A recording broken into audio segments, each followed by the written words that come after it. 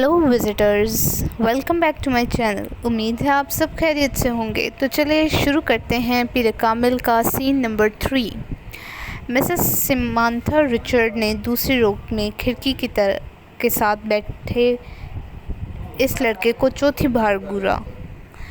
वो इस वक्त भी बड़ी बेनियाजी से खिड़की से बाहर देखने में मसरूफ़ था। वक्तन फ़वक्तन वो बाहर से नज़रें हटाता, एक नज़र मिसेस समांथा को देखता, इसके बाद फिर इसी तरफ बाहर झांकने लगता।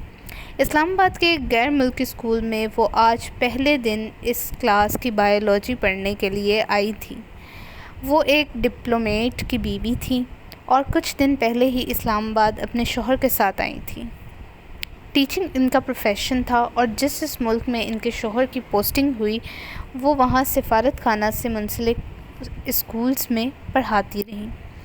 अपने से पहले बायोलॉजी पढ़ाने वाली टीचर मिसेस मेरीन की स्कीम ऑफ वर्क को ही जारी रखते हुए उन्होंने क्लास के साथ कुछ इब्तदाई तारुफ और गुफ्तगू के बाद दिल और निज़ाम दौरान खून की डायग्राम राइटिंग बोर्ड पर बनाते हुए इसे समझाना शुरू किया। डायग्राम की वजाहत करते हुए उन्होंने इस लड़के को खिड़की से बाहर झांकते हुए देखा। पुरानी टेक्निक का इस्तेमाल करते हुए अपनी नज़रें इस लड़के पर मरकूज़ रखते हुए उन्होंने अचानक बोलना बंद कर दिया। क्लास में एकदम खामोशी छा गई। इस वक्त लड़के ने सर घुमाकर अंदर देखा।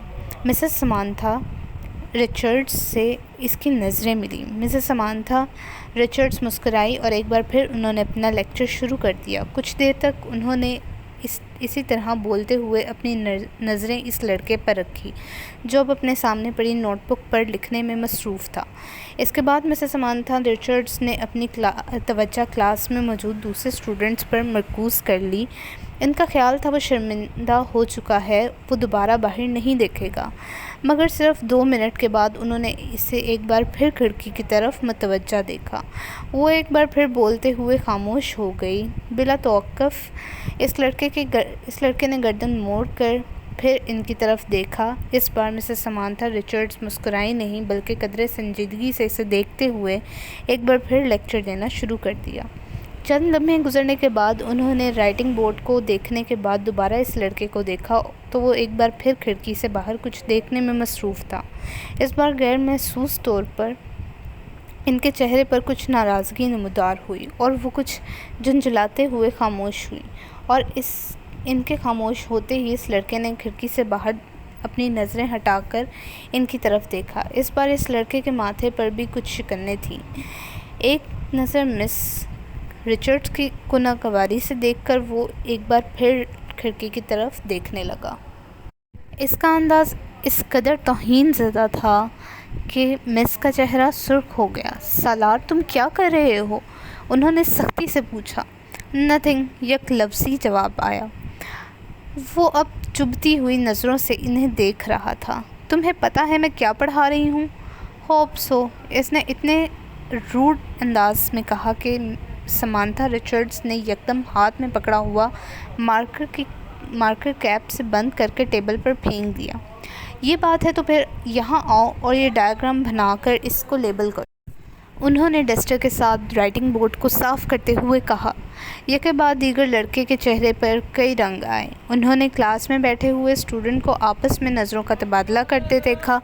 वो लड़का अब सर्द नज़रों के साथ समांथा रिचर्ड्स को देख रहा था। जैसे ही उन्होंने राइटिंग बोर्ड से आखिरी निशान साफ़ किया वो अपनी कुर्सी से एक झटके के साथ उठा।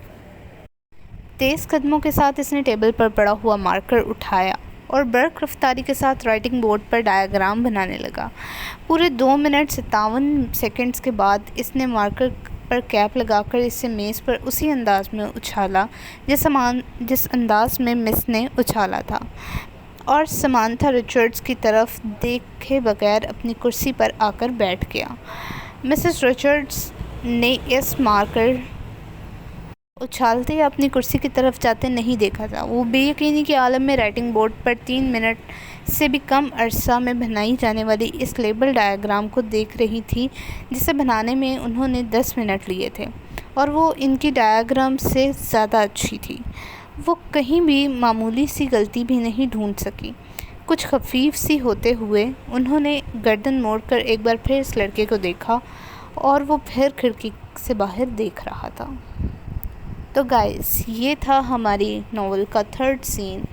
سو 4تھ سین کے لیے ہمارے ساتھ یوں ہی بنی رہیے۔ تب تک کے لیے اللہ حافظ، but don't forget to subscribe, comment and like. Thank you.